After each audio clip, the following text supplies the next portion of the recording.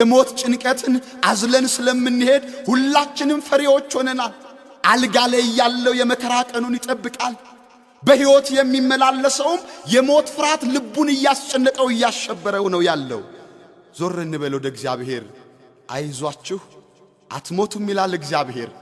አትፍሩ አትሞቱም ይለናል እግዚአብሔር። ጌዴዎንን አትፍራ አትሞትም፣ የበለጠ ስራን ትሰራለህ፣ የበለጠ ነገር ታደርጋለህ። እውነት እኮ ነው። የእግዚአብሔር ልጆች ይሞታሉ አልቆላቸዋል፣ ካልጋቸው ቀና አይሉም የተባሉት ዛሬ ቆመው ታሪክ ሲሰሩ ስናይ በእርግጥም የእግዚአብሔር ኃይል ከውስጣችን ጋር ተዋህዶ እንደሚሰራ ልናምን ይገባናል። መጨረሻቸው ነው የተባለላቸው ታሪካቸው ተለውጦ እነሆ የታሪክ ሰሪነት ምዕራፍ ተከፍቶላቸው ሲመላለሱ ስናይ መዝሙር 40 ቁጥር 1 ላይ እንዲህ ይላል፣ እግዚአብሔር ይረድኦ ውስተ ዓራተ ሕማሙ ወይመይጥ ሎቱ ኩሎ ምስካቤሁ እምደዌሁ። እግዚአብሔር በሕመሙ አልጋ ላይ ይረዳዋል፣ መኝታውንም ያነጥፍለታል። እግዚአብሔር አትፍራ አትሞትም ይበልልህ። መኝታቸው ላይ ሆነው ሞታቸውን የሚጠባበቁትን፣ በቁማቸው ሞት አዝለው የሚመላለሱትን፣ የሞት ፍርሃት ባሪያ አድርጎ የገዛንን ሁሉ አይዟችሁ ይበለን እግዚአብሔር። ነቢየ እግዚአብሔር ቅዱስ ዳዊት የሞትን ኃይል የሚያሸንፍበት የአምላኩ የእግዚአብሔር ኃይል ብቻ እንደሆነ ስለሚያውቅ እመኒ ሆርኩ ማእከለ ጽላሎተ ሞት ይፈርሆ ለእኩይ እስመ አንተ ምስሌየ መዝሙር 22 ቁጥር 4 በሞት ምጥላው መካከል እንኳን ባልፍ አንተ ከኔ ጋር ነህና ክፉን አልፈራም። እግዚአብሔር አምላካችን የተመሰገነ ይሁን። አሁን ጌዴዎን ታሪክ ሊሰራ አትሞትም አትፍራ ተብሏል። አሁን ውጣ ከምድያም ጋር ተዋጋ የእስራኤልንም ልጆች ታደግ ተብሏል። በርግጥ አሁን ጌዴዎን እየፈራም ቢሆን ወጥቷል። እግዚአብሔር አብሮት ለመሆኑ ሌላ ምልክት ፈለገ። ሌላ ምልክት፣ እነሆ የተባዘተ ጥጥ አመጣለሁ፣ አውድማው ላይ አስቀምጣለሁ። እባክህን አንተ ከኔ ጋር እንደሆንክ አውቅ ዘንድ አውድማው ሁሉ ጤዛ ይሁን፣ አውድማው ሁሉ እርጥብ ይሁን፣ እቺ ባዘቶ ግን ብቻዋን ደረቅ ትሁን አደረገለት እግዚአብሔር። አሁንም ሌላ ነገር ፈለገ። ምክንያቱም ፊት ለፊቱ የቆሙት ጠላቶቹ ያለ እግዚአብሔር ኃይል ያለ አምላኩ እገዛ አንድ ምዕራፍ የሚገፉ እንዳልሆኑ ስለገባው እግዚአብሔር አብሮት መሆኑን በትክክል ለማረጋገጥ ስለፈለገ ሶስተኛ ሌላ ነገር አደረገ። እባክህን አለ፣ እባክህን አንድ ነገር ብቻ ልጠይቅ። አሁን ደግሞ አለ፣ የተባዘተው ጥጥ ብቻ እርጥብ ይሁን፣ አውድማው ሁሉ ደረቅ ይሁን። አሁንም እንደዚያ ሆነ። አሁን እግዚአብሔር አብሮት እንዳላወቀ አሁን በጉልበቱ ተደፋ፣ ተንበረከከ፣ ሰገደ። አሁን ወጣ፣ ተነሳ። እስራኤልን ለመታደግ ከምድያማውያን ጋር ጦርነትን ለመግጠም ተነሳ። በብዙ ምልክት ሰዓታችንን እንዳይፈጅ ዘርዝረን በማንዘልቃቸው በብዙ ማጽናኛዎች እግዚአብሔር እያበረታው ውጊያውን ሊጀምር ወጣ። እነሆ ምዕራፍ 7 ቁጥር 1 ላይ እንዲህ የሚል ቃል እናነባለን። ጌዴዎን የተባለው ይሩበኣል ከእርሱም ጋር የነበሩት ሕዝብ ሁሉ ማልደው ተነሱ፣ በሐሮድ ምንጭ አጠገብም ሰፈሩ። የምድያምም ሰፈር ከእነርሱ ወደ ሰሜን በኩል በሞሬ ኮረብታ አጠገብ በሸለቆው ውስጥ ነበረ። አሁን ጌዴዎን ሰራዊቱን አስከትሎ በጠላት ፊት ቆሟል። የምድያምም ልጆች ከእስራኤል ልጆች ጋር ለመዋጋት ጦር ሰብቀው ወጥተዋል። እግዚአብሔር ከጌዴዎን ጋር የተሰለፈውን ሕዝብ ተመለከተ። ጌዴዎን አስከትሎት የወጣውን ሕዝብ ተመለከተ። 32,000 ሰራዊት ነበር ከጌዴዎን ጋር ተከትሎ የወጣው። እግዚአብሔር ለጌዴዎን አንድ ነገር ሊለው ፈለገ። አሁን ውጊያው ደርሷል። አሁን እግዚአብሔር ሥራውን የሚሰራበት ሰዓት ነው። አሁን ሞትን ከነርሱ ገለል አድርጎ በሕይወት እንዲመላለሱ ጠላቶቻቸውን የሚያሳፍረው ክንዱ አብሯቸው እንደሆነ ለልጆቹ የሚያረጋግጥበት የእግዚአብሔር ሰዓት ነው። ስለዚህ እግዚአብሔር ጌዴዎንን አንድ ነገር አለ። ካንተ ጋር ያለው ሕዝብ በስቷል። ስለዚህ እስራኤል እጄ አዳነኝ ብሎ እንዳይታበይብኝ እኔ ምድያምን በእጃቸው አሳልፌ አልሰጣቸውም። አሁንም እንግዲህ የፈራና የደነገጠ ከገልዓድ ተራራ ተነስቶ ይውረድ ብለህ አውጃለሁ። በርግጥ ይሄ ሁሉ ሕዝብ ሰልፍ ወጥቷል። ሰልፉ የእግዚአብሔር ነው። ጦርነቱ የእግዚአብሔር ነው። ተዋጊው እግዚአብሔር ነው። ቸርነቱ ብዙ የሆነ እግዚአብሔር እርሱ ይዋጋል፣ እኛ ባለድሎች እንሆናለን። እርሱ ይማርካል፣ እኛ ምርኮ ተካፋዮች እንሆናለን። እንዳይታብ የሰውን ልብ ያውቀዋልና በሰራዊታችን ብዛት እንዲህ እኮ ነው የሚሆነው። በሕይወታችን የሆነች ነገር ስትሳካልን እቺ ገንዘብ ስላለችኝ እቺን የመከራ ዘመን አለፍኳት፣ እንዲህ አይነት ችሎታ ስላለኝ ይሄንን ቦታ አገኘሁት፣ በእንዲህ አይነት ጥበቤ ይሄ ነገር ተሳካልኝ። አንድም ቀን ለእግዚአብሔር ቦታ ሰጥተነው አናውቅም። እግዚአብሔር በምህረት አይን ስላየኝ፣ እግዚአብሔር ስለጎበኘኝ፣ እግዚአብሔር ስለወደደ፣ እግዚአብሔር ደስ ስላለው ብቻ ስላደረገልኝ ምህረቱ ተከናወነልኝ እንደማንል ስለሚያውቅ እግዚአብሔር እሱን እንድናውቅ ሁሉ ነገራችንን አሳልፈን እስክንሰጠው ድረስ ዝም ይላል። አሁን እንደሚታበዩ ስለሚያውቅ ሰራዊቱን ቀንስ አለው። ጌዲዮን በሌላ በኩል ደግሞ ሌላ ትምህርት እንዲማር ያደረገው ነው እግዚአብሔር። እነሱ ሳይሆኑ የሚዋጋላቸው እሱ እንደሆነ እንዲያውቅ የሰራዊቱ ብዛት ሳይሆን የሚያድነው የአምላኩ ክንድ፣ የእግዚአብሔር ጥበቃ፣ የእግዚአብሔር ርህራሄ፣ የእግዚአብሔር ቸርነት ብቻ እንደሆነ እንዲገባው ተመለስ በለዋል። መቼም ፈሪዎች የእግዚአብሔርን መንገድ ሊጓዙ አይችሉም። በእምነት ውስጥ ፍርሃት የለም። እግዚአብሔርን በማምለክ ውስጥ ፍርሃት የለም። ፈሪዎች ፍጹም የእግዚአብሔር ልጆች ሊባሉ አይችሉም። ሐዋርያው ቅዱስ ጳውሎስ እግዚአብሔር ራስን የመግዛት መንፈስ እንጂ የፍርሃት መንፈስ አልሰጠንም ይላል። እግዚአብሔር ፈሪዎችን ወደ ኋላ ሲመልስ ነው የምንመለከተው። እግዚአብሔርን የሚከተሉ፣ እግዚአብሔርን የሚያመልኩ፣ እግዚአብሔርን ተስፋ አድርገው የሚራመዱ ልበ ጠንካሮች ናቸው። ምንም ይምጣ ምን። እንዲህ ነው የተጻፈው፣ እነሆ አለ ወለእመኒ ፈለሱ አድባር ውስተ ልበ ባሕር። ተራሮች ወደ ባሕር ልብ ቢወሰዱ፣ ምድር ብትናወጥ አለ ነቢየ እግዚአብሔር ቅዱስ ዳዊት፣ እኔ አልፈራም፣ እግዚአብሔር ኃይሌ ነውና፣ እግዚአብሔር መከታዬ ነውና፣ እግዚአብሔር ክንዴ ነውና። እኛ ለፍርሃታችን እማንጠቅሰው ምክንያት የለም። የሆነ ነገር በተነሳ ቁጥር ህሊናችንን እንደ ባህር ማዕበል የሚነጣው ፍርሃት ውስጣችን ይመጣል። የፈራውን ተመለስ በለው አለ። አሁንም በክርስትና ለመጓዝ፣ አሁንም በእምነት መንገድ ለመፍራት አትፍሩ የእግዚአብሔር ልጆች። ምናልባት የፈራችሁ፣ ምናልባት በክርስትናችሁ ውስጥ ህሊናችሁን ፍርሃት የሞላው ካለ ከገለዓድ ተራራ አታልፉም የእግዚአብሔር ልጆች። ያቺ የገለዓድ ተራራ ቅድስት ቤተ ክርስቲያን ናት። የገለዓድ ተራራ አናት ላይ ነው አሁን ያለነው። የገለዓድ ተራራ ስር ነው የተሰባሰብነው። አሁን የእግዚአብሔርን ጦር ተሰልፈን ነው ያለነው። የእግዚአብሔርን ውጊያ ልናጅብ ነው የወጣ ነው። ተዋጊው እግዚአብሔር ነው። በእኛ ላይ አንዳች እንዳይደርስ እጁን ዘርግቶ የሚታደገን እርሱ እግዚአብሔር ነው። በትንቢተ ኢሳይያስ ምዕራፍ 49 እንዲህ ተብሎ ተጽፏል፣ እንደ ተሳለ ፍላጻ አድርጎኛል፣ በሰገባውም ውስጥ ሸሽጎኛል ይላል። ክብር ምስጋና ለእርሱ ይሁን። በሰገባው ውስጥ የሚሸሽገን እግዚአብሔር ስለታችን እንዳይጠፋ፣ ማንነታችን እንዳይበላሽ፣ ፍርሃት ውስጣችንን ንዶት ባዶ እንዳንሆን በምህረት እጁ የሚጋርደን እግዚአብሔር እያለ ለምን እንፈራለን? ለምን? የፈራ የገለዓድን ተራራ አልፎ ወደ እግዚአብሔር የድል ጎዳና ሊራመድ ስለማይችል ተመለሱ በላቸዋል። ይገርማችኋል፣ ከዚህ ሁሉ ሰራዊት 10፣ 20፣ 100፣ 200 እንዳይመስላችሁ የተመለሰው እንዲህ ይላል፣ 22,000 ሰራዊት ወደ ኋላ ተመለሰ። አባቶች እንዲህ ይላሉ፣ 50 ቢወለድ 50 ነው ጉዱ። ምን ዋጋ አለው ሜዳ ብንሞላ፣ ተሰባስበን ምድርን ብናጥለቀልቅ፣ በቁጥር ብዙ ብንሆን፣ ህሊናችን በእግዚአብሔር ካልታመነ ምን ዋጋ ነው? ነጥረን ለእግዚአብሔር መውጣት ካልቻልን፣ የመከራ ዘመንን ረግጦ አልፎ እግዚአብሔርን ለመጨበጥ ተስፋ ይዞ ለመራመድ ጽናት በውስጡ ከሌለ ምን ዋጋ አለው? የበዓል ሰዎች፣ የጉባኤ ሰዎች የቅዳሴ ብቻ ነጠላ አጣፍተን ምድሩን ብናጥለቀልቀው፣ ቤተ ክርስቲያን መስቀል ላይ ስትወጣ መስቀል ስር መቆም ካልቻልን፣ ክርስትናችን ፈተና ውስጥ ስትገባ አንገታችንን ደፍተን በየአቅጣጫው በየስርቻው የምንወሸቅ ከሆነ የኛ ሰልፈኝነት ምኑ ነው ትርጉሙ? የኛ መንፈሳዊነት በእርግጥ ክርስትና ክብር በሆነበት በዓላታችን ድምቀት በሆኑበት ዘመን አብሮብን እንዳልተመላለስን ሁሉ መንፈሳዊነት የእግዚአብሔር ልጅ መባል አንገት ላይ ክርን ማሰር የክርስትናችን አርማ ሆኖ ይሄ ነገር ወደ መከራ በመጣበት አሁን እንዳለንበት እያየን እንዳለነው ፈተና አንድ ቀን ብቅ ያለ ጊዜ ማይተባችንን እየበጠስን ኪሳችን የምንከት ከሆነ በእርግጥ ከገለዓድ ተራራ ልንወርድ ይገባናል። ከገለዓድ ተራራ ወደ ኋላ ልንል ይገባናል።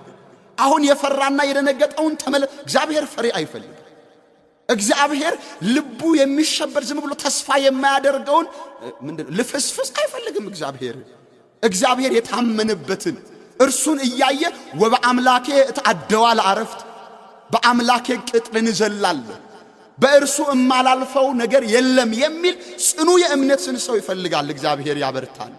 በእርግጥ እግዚአብሔር ካላገዘ ህሊናን በእግዚአብሔር ማጽናት ካልተቻለ ከምናየው ከምንሰማው ነገር የተነሳ ልባችን መቅለጡ አይቀርም።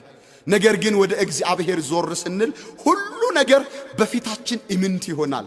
እስራኤላውያን በመጀመሪያው የመውጣት ዘመናቸው አንድ አስጨናቂ ነገር ውስጥ ገብተው ነበር። ጉዟቸውን የመጨረሻ ጫፍ ላይ የምናየው የኤርትራ ባህር ዳርቻ ላይ እዚያ ጋር መጨረሻት የሆነ የተስፋ መቁረጥ ድምጽ አሰምተው ነበር። በዚህ በዘጸአት መጽሐፍ ምዕራፍ 14 ላይ እንደምናነበው እንዲህ የሚል ቃል ተናገሩ። እስራኤላውያን እነሆ እዚያች የባህር ዳርቻ ላይ በነበሩበት ጊዜ ፈርዖን ከኋላ ጦር እየሰበቀ መጣ። በፊት ለፊታቸው ሳይሆን የኤርትራ ባህር ከአፍ እስከ ገደፉ ሞልቷል። አንድ እርምጃ ወደፊት ቢራመዱ ሞት ነው፣ ወደ ኋላ ደግሞ ቢመለሱ የፈርዖን ጦር ነው። ግራና ቀኝ ሮጠው ማምለጥ እንዳይችሉ በረጃጅም ተራራዎች ነው የተከበቡት። አሁን ስለጨነቃቸው ሞት ሸተታቸው። በቃ ፈሩ፣ ባዶ ሆኑ። ስለዚህ እንሞት ዘንድ አወጣናል፣ በግብጽ መቃብር ስፍራ እንዳናጣብብ እግዚአብሔር ለሞት አወጣን። አንድ ጊዜ ፍርሃት እግዚአብሔርን ይሸፍነናል። የእግዚአብሔርን ማንነት እንዳናይ ያደርገናል። ባዶነታችንን ብቻ ሞታችንን ብቻ እንድናስብ ያደርገናል። ብዙ እኮ ስለፈራ ነው። ይሄ የመከራው ቀን የማያልፍ ስለመሰለው ይህች አስጨናቂ የገጠመችው ገጠመኝ እምታልፍ ስላልመሰለችው ራሱን በሞት አሰናበተ። ስንቱ ተስፋ ቆርጦ የመርዝ ብልቃጥ አፉ ጋር አስጠግቶ ጨልጦ አለቀ። ስንቱ በትንሽዬ ገመድ ራሱን አንጠልጥሎ ወደ መቃብር ወረደ። ስንቱስ መሳሪያውን ከጎኑ ስቦ ራሱ ላይ ተኩሶ ሞተ። ፍርሃት እኮ ነው መከራን ለማለፍ ቀና ብሎ እግዚአብሔርን ማየት አለመቻል።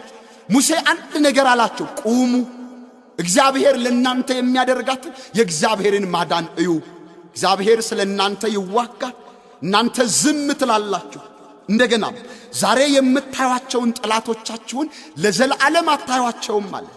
በእርግጥ ዛሬ የምናየውን መከራ፣ ዛሬ የምናየውን ችግር፣ ዛሬ የምናየውን ሰቆቃ፣ ዛሬ የምናየውን ሐዘን ለዘላለም እንዳናይ ተስፋ ካደረግን ወደ እግዚአብሔር ዞር ማለት ብቻ ነው። የገለዓድ ተራራ አናት ላይ ቆሞ ሌላ ድልን መጠበቅ፣ ወደ እግዚአብሔር ተራራ ከፍ ያሉ ለመውጣት እግዚአብሔር ይህንን ኃይል ከኛ ጋር ያደርግ። አሁን ጌዴዎንን እንዲህ ካደረገ በኋላ 22,000 ሰራዊት ሲቀነስ 10,000 አስከትሎ ሌላ ጉዞ ጀመረ። አሁንም ህዝቡ በስቷል አለ። አሁን ደግሞ በየትኛው ፈተና እንደሚመልሰው ጌዴዎን ግራ ገባ። እግዚአብሔር አሁንም ለጌዴዎን አንድ ነገር አለ። ህዝቡን ይዘህ ወደ ወንዝ ውረድ፣ እኔ ደግሞ እዚያ እፈትናለሁ። እኔ አብሮክ ይሄድ የምለው ብቻ ይሄዳል። አሁንም ህዝቡ ውስጥ ችግር አለ፣ አንጥሬ አወጣለሁ የኔ የሆኑት ልጆቼን እያለ ነው እግዚአብሔር ያለው። አሁንም በስቷል። አሁንም እኔ እግዚአብሔር እጄን ዘርግቼ ጠላትን እንዳልታደግ የህዝቡ ቁጥር በስቷል፣ ወደ ወንዝ ውሰደው አለ። ወሰደው። ውሃ ሲጠጡ ዝም ብለህ ተመልከት አለ። ህዝቡ ተጠምቷል። አጎንብሶ ሁሉም ውሃ ይጠጣል። ሲጠጣ ምልክት ሰጠው እግዚአብሔር ለጌዴዎን። እንደ ውሻ በጉልበቱ በምላሱ ውሃውን የሚያፍስ የሚልስ የሚጠጣውን እርሱን ተመልከታል። ጉልበቱን መሬት አስነክቶ ተንበርክኮ የሚጠጣውን እርሱንም ተመልከታል። እንደገና ደግሞ በእጁ እያፈሰ ብቻ የሚጠጣ እርሱንም ተመልከታለው። ጌዴዎን ይመለከታል። ብዙዎቹ ተንበረከኩ፣ ጉልበታቸውን መሬት አስነኩ፣ ውሃም ይጠጡ ጀመር። ሌሎቹም ደግሞ እንደዛው በጉልበታቸው ተንበርክከው ምላሳቸውን ዘርግተው ውሃውን ይጠጡት ጀመር። እነዚህን ቁጥር አለ። እጅግ ብዙ ሰዎች ተቆጠሩ። 9,700 ሰው ተቆጠረ። በእነዚህ አልዋጋም፣ እነዚህን ተመለሱ በላቸው አለ። ምን ይሆን እዚህ ጋር ያለው ምስጢር? እግዚአብሔር ልጆች ምንድነው እግዚአብሔር እያስተማረን ያለው? በዚህ ውስጥ ጉልበታችንን በማይሆን ቦታ ያንበረከክን፣ ለብዙ ነገር ራሳችንን አሳልፈን የሰጠን፣ ኃጢአት አንበርክካ የገዛችን፣ ዝሙቱ ያንበረከከን፣ ጣዖት ማምለኩ ያንበረከከን፣ ራስ ወዳድነቱ ያንበረከከን፣ ዘረኝነቱ ያንበረከከን፣ ጎሰኝነቱ ያንበረከከን፣ ጎጠኝነቱ ያንበረከከን፣ አንድነታችንን ለመበታተን በቋንቋ በነገር ለመከፋፈል ለዚህ ተራ የሥጋ ሥራ የተንበረከክን፣ መቼም የእግዚአብሔርን ጦርነት ልንዋጋ አንችልም። መቼም እግዚአብሔር የሚያደርገውን ድል ልንመለከት አንችልም። እግዚአብሔር ከባለ ድልነት በረከት ሊቆርጠን ተመለሱ ወደ ኋላ ይላል። ያልተንበረከኩ ጉልበት መንበረከክ ካለበት እግዚአብሔር ጋር ብቻ እንበረከካለን። አምላካችን እግር ስር ብቻ እንደፋለን። ክርስቲያን በየቦታው የሚዝረከረክ የሚንበረከክ ጉልበት የለውም። ጽኑ ነው ጉልበቱ፣ ብርቱ ነው፣ ኃያል ነው። የት ጋር ማንበርከክ እንዳለበት ያውቃል። ባገኘበት ቦታ ሁሉ አይወድቅም። ባገኘበት ቦታ ሁሉ አይንበረከክም። በተራ ነገር ተጠላልፎ ለመውደቅ ራሱን ለሥጋ ሥራ አያንበረክክም። እግዚአብሔር ኃይል ይሁነን። ሌላው ምላስ መሰርጋት ነው። ምላሳቸውን ዘርግተው የጠጡ አለ። እንዴት አይነት ምስጢር አለ መሰላችሁ እዚህ ጋር። ምላሳችንን ስንት ቦታ ዘረጋል። በምላሳችን ስንቱን አቆሰል ነው። በዚህ በትንቢተ ኤርምያስ ላይ በምላስ እንምታው የሚል ቃል ተጽፎ እናነባለን። በምላሳችን ስንቱን አደቀቅን፣ ስንቱን መታ ነው። ምላሳችን ከሚናገረው ነገር የተነሳ ስንቱ ተስፋ ቆረጠ። አሁንም እነዚህን ምላሳቸውን ያለ ቦታ የሚዘረጉትን መልስልኝ ወደ ኋላ። ክርስቲያን ቁጥብ ነው፣ ምን እንደሚናገር ያውቃል። አነጋገራችሁ በጨው እንደተቀመመ በጸጋ ይሁን ይላል። ምላሳችን መዘርጋት ካለበት የት ቦታ እንደሚዘረጋኛ እናውቃል። ለምስጋና አንደበታችን ይከፈታል። እግዚአብሔርን ለማመስገን አንደበት እሳት ነው ይላል ሐዋርያው ቅዱስ ያዕቆብ።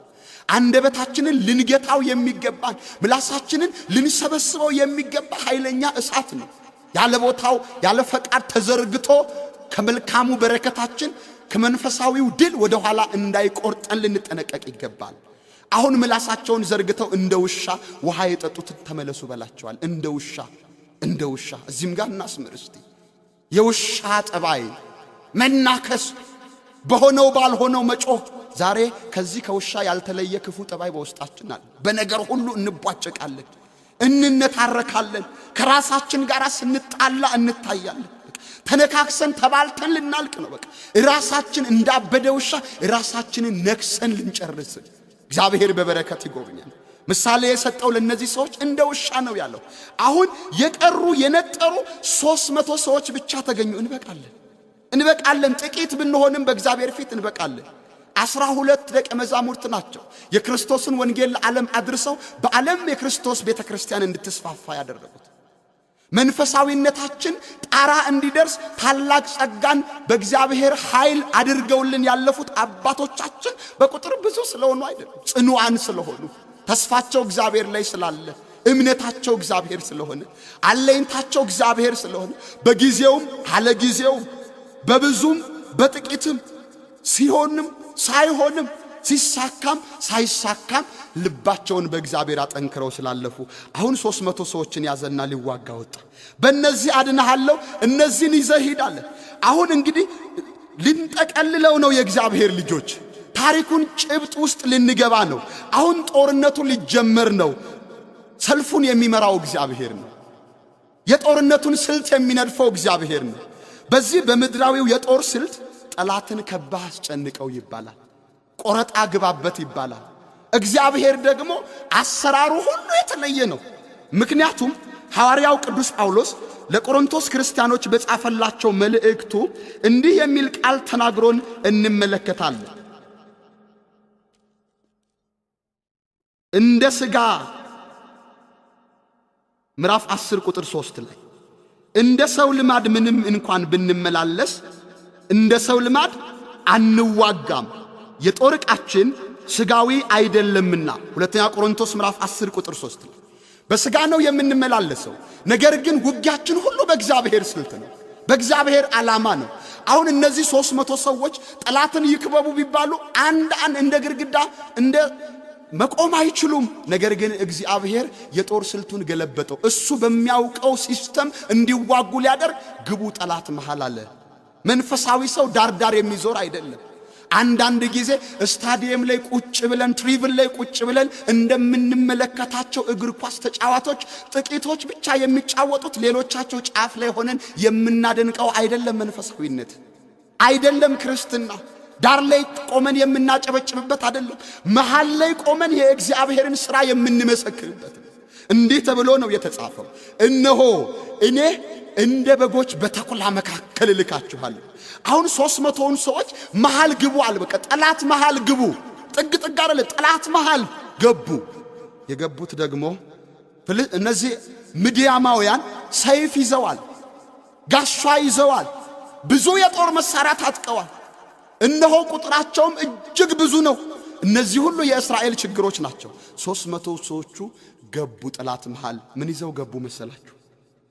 ሰይፍ እንዳትጠብቁ፣ መሳሪያ እንዳትጠብቁ፣ ወይም ደግሞ ዘመኑ በነሱ ዘመን ጥሩ መዋጊያ የሚባለውን የጦር ዕቃ ይዘው የገቡ እንዳይመስላችሁ። ሸክላ ባዶ ማሰሮ ይዘው ገቡ።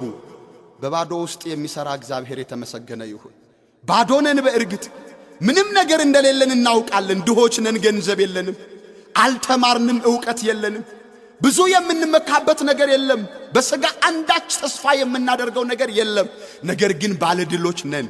ነገር ግን ሁሉ ከኛ ጋር እንዲሆን አንድ እውነት ብቻ እናውቃለን፣ ሁሉን ማድረግ የሚቻለው እግዚአብሔር ውስጣችን አለ። አሁን እነዚህ ሰዎች ጠላትን ለመዋጋት ሰይፍ የታጠቀን ጋሻ የያዘን ጎራዴ የያዘን ጠላት ማሰሮ ይዘው ሊገጥሙ ሄዱ። የእግዚአብሔር አሰራር ነው። ምናልባት ጠላት ያልገባው ምስጢር እዚህ ጋር ይገለጣል። እነዚህን ሞኝ እስራኤላውያን ጉድ ሰራናቸው ሳይሉ ላይቀሩ ይችላሉ። እነዚህ ምድያማውያን ማሰሮ ተሸክመዋል እንደ ጅል። የእግዚአብሔር ነገር ለዓለም ሞኝነት እኮ ነው። ብዙዎች ብዙ ይላሉ፣ አይገባቸውም። ብቻ ለዓለም ባልገባት ምስጢር እኛ የጦር ዕቃ የለንም። ጦራችን እግዚአብሔር፣ ሰይፋችን እግዚአብሔር፣ ጋሻችን እግዚአብሔር፣ መሳሪያችን እግዚአብሔር፣ መከላከያችን ሁሉ እግዚአብሔር ነው። በቃ እግዚአብሔርን ተስፋ አድርገን እንወጣለን፣ እግዚአብሔርንም ተስፋ አድርገን እንገባለን። ይሄ ነው ክርስትና። ይሄ ነው የእግዚአብሔር ሰውነት። ይሄ ነው ሃይማኖታዊነት ከተባለ ይሄ ብቻ ነው። የጦር ዕቃችን ስጋዊ አይደለም ተብሏልና ስጋዊ የጦር ዕቃ የሚያስመካን ክርስቲያኖች ልንሆን አይገባንም። የእግዚአብሔር ልጆች አሁን ሸክላ ይዘዋል፣ ማሰሮ ተሸክመዋል። እዚያ ማሰሮ ውስጥ ግን አንድ ምስጢር አለ። እግዚአብሔር ጌዲዮንን ጠቁሞታል። ማሰሮ ለ300 ሰዎቹ ስታሲስ ችቦ አድርግበት። አሁን ችቦ ያለበትን የሚበራ ችቦ ያለበትን ማሰሮ ይዘው ጠላት መሃል ገቡ። የጠላት ሰራዊት ዙሪያቸውን ከቧቸዋል። በብዙ ችግር ተከበናል። በብዙ ችግር አውርተን በማንዘልቀው መከራ ነው ምድሪቱ የተከበበችው። ግን የችቦ መብራታችን ኢየሱስ ክርስቶስ ከኛ ጋር እያለ የማይነጋልን የመከራ ሌሊት የለም። ማናቋርጠው የችግር ዘመን የለም። እማናልፈው የመከራ ወቅት የለም። ይሄንን የችቦ መብራት በማሰሮ ውስጥ ይዘው መጡ ወደ ጠላት መሃል። እግዚአብሔር ያደረገውስ ይሄን አይደለ?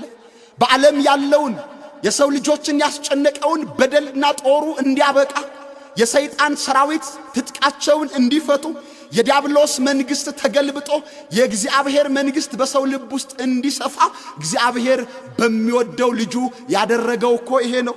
በሸክላዋ ማሰሮ ውስጥ እውነተኛውን ብርሃን ይዞ ወደ ዓለም ላከ። ያቺ ማሰሮ እንዲህ ነው የተገለጸችው። ልህኩት ንጽሕት ክብረ ኩሉ ዓለም፣ የዓለም ሁሉ ክብር፣ የዓለም ሁሉ ጌጥ፣ የዓለም ሁሉ ውበት፣ የዓለም ሁሉ መመኪያ፣ በውስጧ የማይጠፋ ችቦ፣ የማይጠፋ ፋና፣ አማናዊ መብራት ኢየሱስ ክርስቶስን ይዛ የመጣች ታላቅ ንጽሕት እናት። በዚያች ችቦ በዚያች ሸክላ ማሰሮ ውስጥ የነበረው መብራት ዓለምን ለወጠ። ፍርሃታችንን በጥንካሬ፣ ሞታችንን በሕይወት፣ ውድቀታችንን በትንሣኤ፣ መቃብራችንን ዘግቶ እነሆ በሞት ላይ እንድንረማመድ አደረገን። ክብር ምስጋና ለእርሱ ይሁን። አሁን የጌዲዮን ጦርነት፣ አሁን የጌዲዮንና የእግዚአብሔር ሰይፍ በጥምር ነው የሚጠራው። ይገርማችኋል። የጌዲዮንና የእግዚአብሔር ሰይፍ፣ የጌዲዮንና የእግዚአብሔር ሰልፍ እየተባለ ነው ይሄ ጦርነት የሚጠራው። አሁን 300 ሰዎች ጠላት መሃል ላይ ገብተዋል። የመጨረሻው ሰዓት ላይ አንድ ነገር አዘዘው እግዚአብሔር። ሁላችሁም ማሰሮቻችሁን ስበሩ በላቸው አለ። ያለው ማሰሮ ነበረ፣ እሱም ተሰበረ። ባዶ እጅ ሊሆኑ ነው። ይሰበር እንጂ ባዶ እንሁን እንጂ።